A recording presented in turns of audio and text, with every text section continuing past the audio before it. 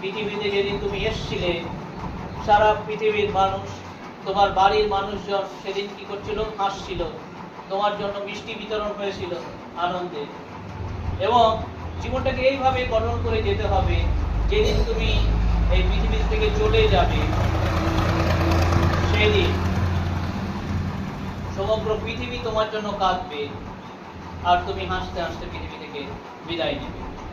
যদি তোমার কর্মপন্থা, তোমার যদি ভাবনা, তোমার যদি নিয়ে ঠিক থাকে, তোমার কর্মপন্থা ঠিক থাকবে, তোমার ভাবনা চিন্তা যদি ঠিক থাকে, তুমি যদি দূরটাকে এখন থেকে দেখতে পারো যে আমি ওই হওয়ার জন্য, ওই জিনিসটা করবার জন্য পৃথিবীতে এসেছি এবং ওইটা আমি করে যাব।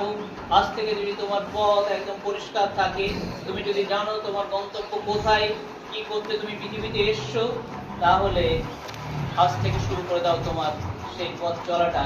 এবং এই পথ চলাই শেষে একদিন তোমাকে তোমার গন্তব্যে পৌঁছে দেবে এবং পৃথিবীর জন্য তুমি হয়ে উঠবে সম্পদ। আর যখন এই পৃথিবী তোমাকে হারিয়ে ফেলবে, সেদিন পৃথিবী মিস করবে তোমাকে। পৃথিবী সেদিন বুঝতে পারবে যে কি বড় ক্ষতি হয়ে গেল, কত বড় একটা রত্ন চলে গেল। একটা মানুষকে আল্লাহ কত রকমের নিয়ামত দিয়ে তৈরি করেছে বাবু।